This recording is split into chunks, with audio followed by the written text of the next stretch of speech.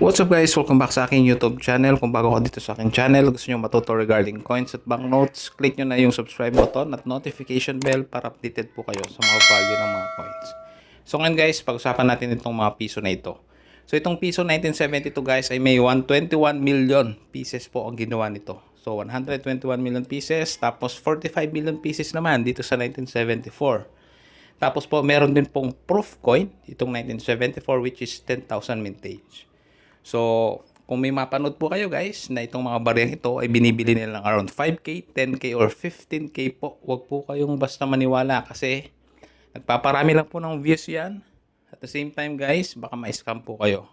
So, marami na po tayong nakausap na na-scam po regarding this coin. Kasi, ang ano po nila guys is kukuhanin po nila yung loob ninyo at sasabihin po na binibili po ito ng mahal. Kukuhanin po yung personal na detalye ninyo at susubukan po kayong scam or kontakin po yung mga kamag-anak ninyo. So, wag po kayong basta maniwala guys pag mapanood nyo yung mga ganitong coins, especially itong 1972 at saka 74.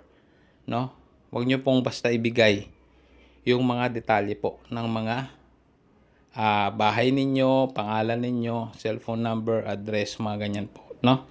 So, yun lang guys. Paalala lang itong video na ito para at least meron kayong idea. Kasi ito pong mga coins na ito guys, ay nagre-range lamang po ng around 3 to 10 pesos. Depende po sa kondisyon at depende na rin sa buyer. So, wala pong katotohanan guys kung bibilhin po nila ng 5K yan isa.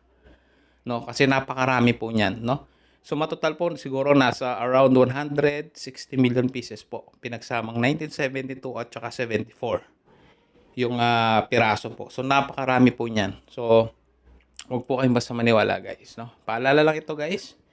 And para po sa mga gusto pang matuto regarding coins, check nyo lang po yung mga ibang videos ko dito sa channel ko. So muli guys, maraming salamat sa panonood.